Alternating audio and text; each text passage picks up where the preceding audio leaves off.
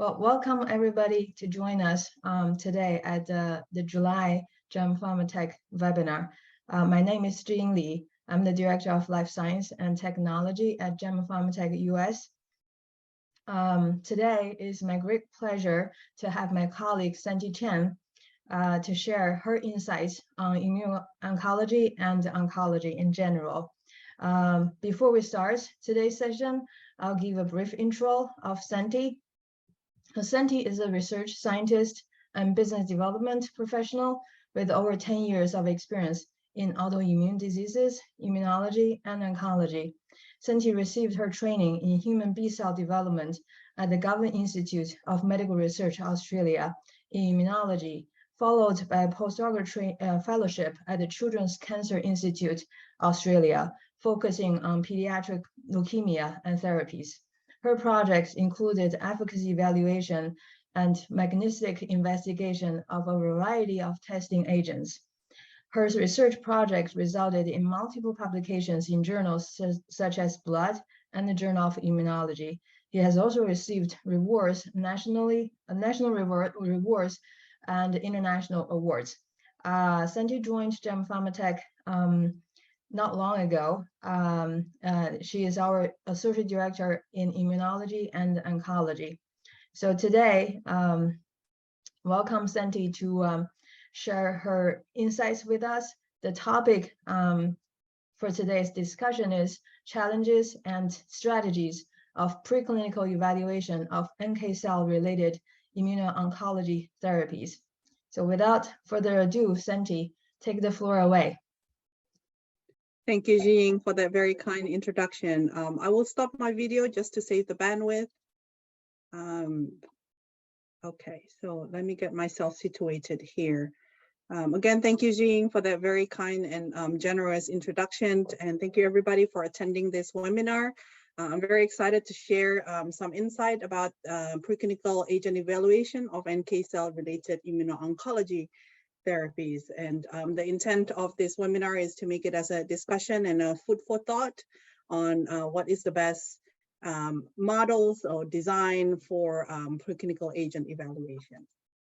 So let's get started. So NK cell is the rising star among cancer immunotherapies.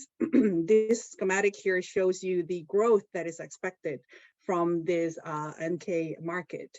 We can expect an exponential growth in the next years, a few years, and with the forecast of compound annual growth rate of approximately 17%. NK cell immunotherapies, there are different approaches, and I will describe a few here, and I wouldn't be surprised if in the coming years that there will be more approaches for NK therapies. So the first one is utilizing their antibody-dependent cell cytotoxicity. So typically in cancer cells are very smart. They can exhibit inhibitory receptor that if it is engages with cells such as NK, it will inhibit their cytotoxic function. So there are strategies, for example, antibodies that would inhibit the inhibitory receptor, allowing the activation of NK cell, and then ultimately the cancer cell will die. Another way is using bispecific or trispecific, and we'll describe this a little bit further later in the talk, where the bispecific will identify, for example, the tumor antigen as well as the NK, bringing the two cells together so the NK can perform its cytotoxicity function. Another way that's been employed by various pharmaceutical companies is genetically engineering NK cell. And then infusing this in patient or in preclinical setting as well that's undergoing evaluation. A newer kind is using cytokine such as IL-15, which is a very important cytokine for NK function, and I'll describe this again further in the talk.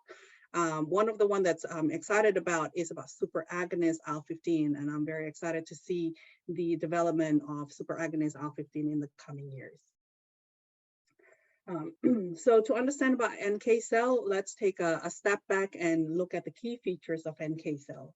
So in this schematic, it shows the NK cell development. At the top is the mouse development, and down the bottom is the human development. In human, it can be identified via CD3 negative, CD56 positive. It makes approximately 5 to 15% of human peripheral blood and 2 to 5% of murine splenocytes. It is involved in cytotoxicity against injured cell or virus-infected cell or cancer cell without the need of prior sensitization. And I think this is one of the key features of natural killer cells. You usually express surface marker CD16 or Fc gamma receptor 3 and CD56 in human, while in mice it's NK 1.1 or 1.2.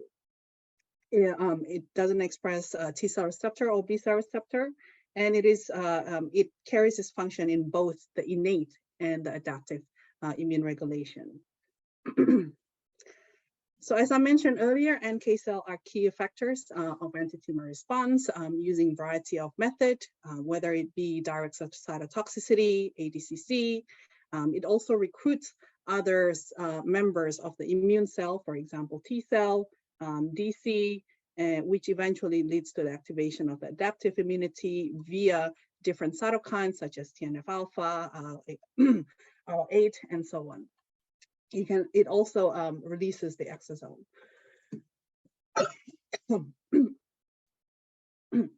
So some examples of NK cell related therapies. First is drugs that target inhibitory receptor on NK cell. As I mentioned earlier, tumor cells are very smart. They can express inhibitory surface marker that will stop NK cell from carrying its function. So agents such as leronlimab here, which is a fully human IgG4 antibody, inhibit this interaction, allowing NK cell to be activated through the KER blockade. Another example here, very similar design, NK here on the left and tumor cell on the right. Here we can see the anti-NKG2A antibody is inhibiting this recognition, allowing the activation of NK cell. Another example of NK cell related therapies is NK cell engager. So this is for the ADCC function. There's bispecific and trispecific.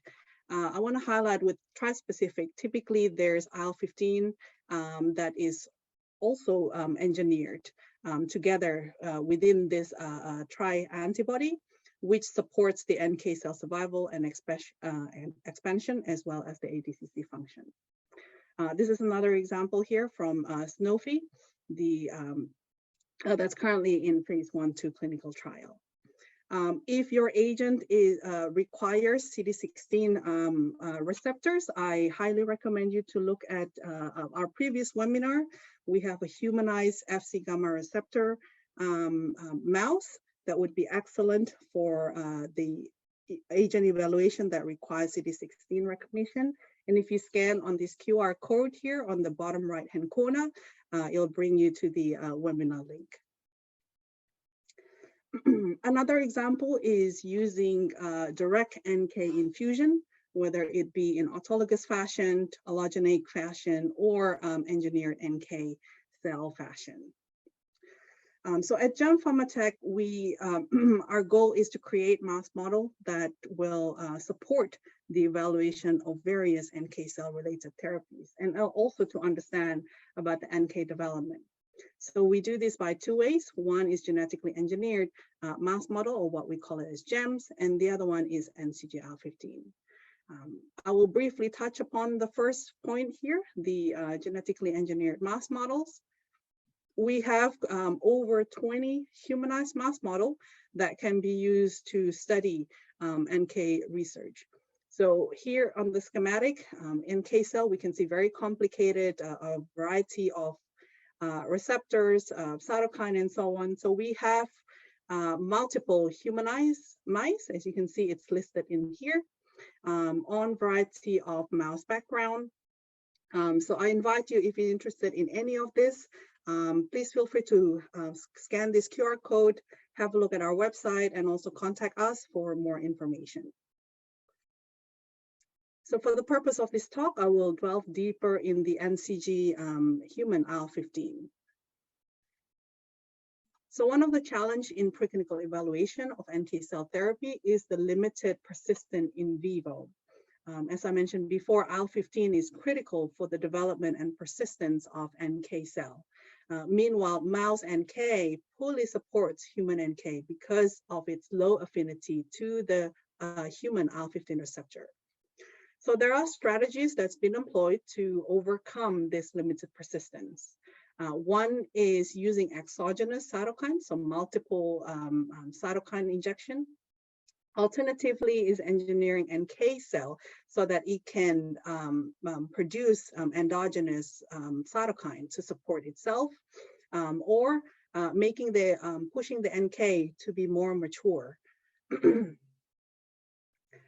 So a couple of examples here. So the first one, as I mentioned earlier, is multiple NK cell infusion. So this study was published in 2021. And this particular investigator utilizes multiple injection of NK cell. Another way is multiple NK cell infusion plus exogenous cytokine injection, such as IL-2 or IL-15, such that employed in this by this particular investigator. One of the issue of the exogenous cytokine injection is the risk of adverse reaction. So it is important that the cytokine concentration is not too high, but it's also not too low, so that it can support the NK development and function. So because of that, we designed an immunodeficient line, which is the NCG line that expresses human IL-15. So we denote this as NCG human IL-15 here. You'll see this over and over again in the subsequent slides. In the initial validation, we look at the mRNA expression across multiple organs, and we compared it between the NCG in black and the NCG-hIL15. As you can see, it's quite comparable across the board. Most importantly, looking at the protein expression, here we can see there is no human IL-15 in the NCG, but in the heterozygous and the homozygous IL-15, we can see the human IL-15 expression. So this would be a great model to support a variety of NK reconstitution study. So this can be used for pure NK or CAR NK evaluation. Studies that require PBMC transfer, for example, if you're evaluating antibodies that targets NK or T, and also CD34 HSC reconstitution, again, for antibodies that target T, NK, or T. So you'll see this summary table in the subsequent slide as well. So I will describe, to begin with, is the CD34 HSC reconstitution. So we found using this model, the NCG-hIL15 exhibit extended lifespan after CD34 HSC reconstitution. So on the right here, on the left here, we can see in black is the NCG CD30 reconstituted with CD34 HSC, and in red is the IL-15 NCG reconstituted with CD34 HSC. You can see that the body weight increases, the mice very healthy, and a very long survival curve. You can see this is closer to 150 days. This would be a great model that requires long study window. We also found that this model promotes NK cell development. So again, in black is the NCG reconstituted with CD34 HSC. In red is the IL-15 NCG reconstituted with CD34 HSC.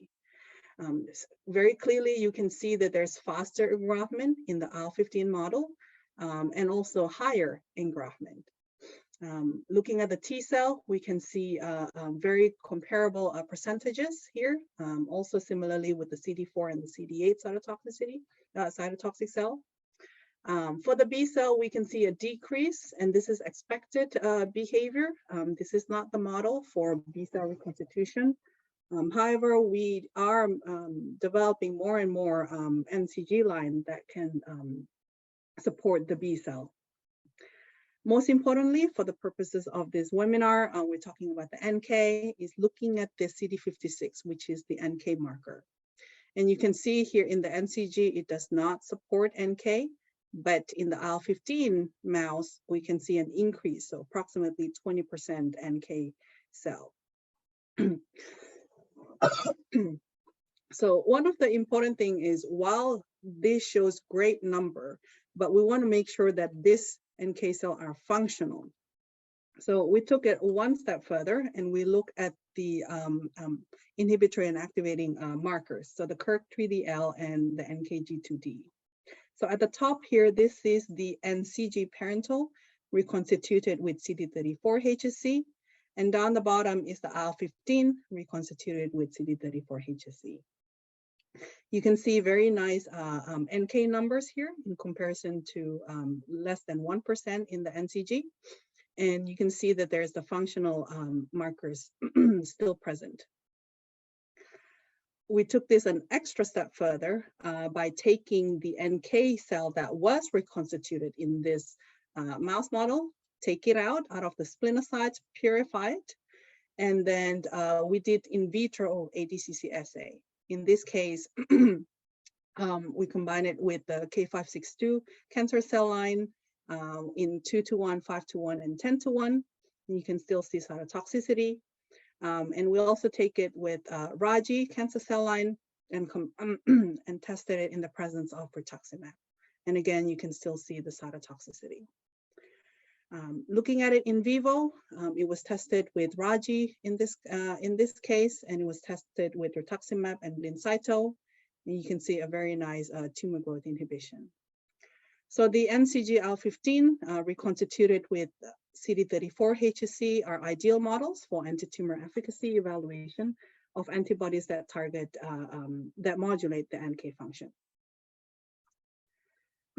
So I've described to you about the human HSC reconstitution study in NCG-hIL15. So let's now go back and look at the human NK and human PBMC. So we did a comparison where we reconstitute the NCG-hIL15 with human PBMC and compare it with purified NK from PBMC. And here we can see that in this model, the mice is very healthy. There's a little bit of GVHD, but it's only score 1. Long survival rate, so this was tested across 40 days, and increasing body weight. Looking deeper into the percentages at the top here, and down the bottom is the counts per cell, per mil. And here again in black is the PBMC, so it's a mixture of population, and in red is the pure NK. And you can see that there's, even though the percent of CD45 is lower in the pure NK, but you can have a look here in the CD56 positive section, it's almost 100%, which is expected because this is a pure NK cell. Again, highlighting that the NCG-hIL15 is a great model for NK study. This is also reflected in the count, cell count per mil. So you can see there's a higher percentage in the pure NK. The PBMC still supports it as well. A little bit lower because it is a mixture of population, but we notice that this tends to increase over time. One of the key points that I want to highlight in human PBMC reconstituted model is donor selection and screening. So in this figure here, we tested 4 different PBMC donors. And what we notice is different donors behave very differently. So I'm going to highlight this figure here in the middle, looking at the CD56. You can see that different donors have very different NK reconstitution levels. So the black one is middle. We see higher in the donor number 3 and 4, and much lower in donor 5. If your agent is critical with the percentage of NK cell, we highly recommend that you do donor screening and select the appropriate model. We've also noticed that different donor can induce GVHD faster and others much slower. So depending on what your need is, if you're using human PBMC, we highly recommend that you do screening. So I want to highlight this interesting publication that was published in 2021 that shows the application of our NCG-hIL15. For this particular investigator, they took Mia Pakas, a pancreatic cell line, and then injected in vivo, and they gave multiple CAR-NK injection. And here they were comparing the NCG in blue to the NCG-hIL15 mice. And here you can see that the CAR-NK number is much higher in the IL-15, again, supporting the fact that it supports, this is a great model that supports NK persistent. And with the increase of cell CAR-NK number, we also see greater tumor growth inhibition. And again, this is also reflected in the increased cell survival rate compared to the NCG itself. One of the interesting information from this published paper is that it supports long-term human NK persistence. So one of the things they did is they took purified NK from PBMC, it was engrafted in NCG line, and they look across 12 weeks, so a time course study, and they compare it with the NCG-hIL15. In the NCG alone, because of the lack of IL-15, we expect to see the IL-15 and the NK cell drops over time, and this is the case. But in the IL-15, we can see that there is increase of NK cell, again, highlighting the fact that this model supports NK development, but you'll see that it drops over a period of time. However, you can see within the first approximately 10 weeks, it remains at about 10 to 15%. So this is still a great percentage for NK study, also a great study window. Our speculation, this drop is because the IL-15, at some point when the NK continuously proliferate, it takes up all of the IL-15 around and depletes that resource, and that's why we see the decrease here. However, overall, we can see that the IL-15 remains healthy, so an increase in body mass and long survival. This is also to highlight that in the IL-15, it shows great tumor growth inhibition. So I hope I've convinced you that the IL-15 is a great tool for preclinical agent evaluation that requires NK presence. You can use this in a multiple different fashion, whether it be for CAR-NK evaluation or mouse reconstituted with human PBMC or CD34-HSC. So the take-home messages for this, the NK cell is a rising star in cancer immunotherapy. There's multiple pharmaceutical companies are modulating NK function in a variety of different ways. For example, the anti-NKG2A that inhibits, that blocks the inhibitory receptor. IL-15 is extremely important for NK cell development and function. And the NCG-hIL15 is a good model for preclinical agent evaluation that requires NK cell presence and function. So I just want to quickly touch upon one extra point. As I mentioned earlier, at GemPharmatech, our goal is to continuously create better mouse model that will allow humans immune cell recapitulation in vivo. So this schematic is our suggestion on which NCG is best used for various immune cell research. So for today's talk, I mentioned about the NK, so the NCG-hIL15. But as you can see, we have others. So we have the NCG-X that is useful for CD34 reconstitution without irradiation. We have a cross between these two, so NCG-X-hIL15. We're also working on a few other NCG line that supports B cell. We have a myeloid model, so NCG-SGM3, and a variety of models that supports the T cell, as well as quite a few that's a little bit outside of this area, but we're working on multiple aspects. So with that, I'll end my talk, and we're very excited that we can be a partner of your studies, and hopefully we can accelerate your innovation. Thank you very much, and I'll pass it all back on to Jean. Hey, Santi. Well, thanks for the discussion and then the elaboration on your experiences and the insights on this topic, putting in the current status of the field. If I can ask you to bring back your own images as well, or yourself, let's open the discussion. So I do have a question in the Q&A box. So for the audience, if you have questions, feel free to drop it there. I'm gonna bring the first couple of questions that are already there to Santi, and I do see one of our audience is raising his or her hand. I will ask you to open your mic if our IT guru, Jeremy, behind the scene can enable that. So after the two questions, I'll come to that. So the first question to Santi, is human IL-15 evaluated in plasma? I believe in the initial validation it was, and that was one of the data that I showed earlier. That was evaluated, and yes, these slides will be made available. I think Jeremy, our IT, is working behind the scene to make it available after this webinar. Okay, let me check on the hand. I think the hand is down, so I assume we answered your question. So that's great. Let me check one more time. There's one more.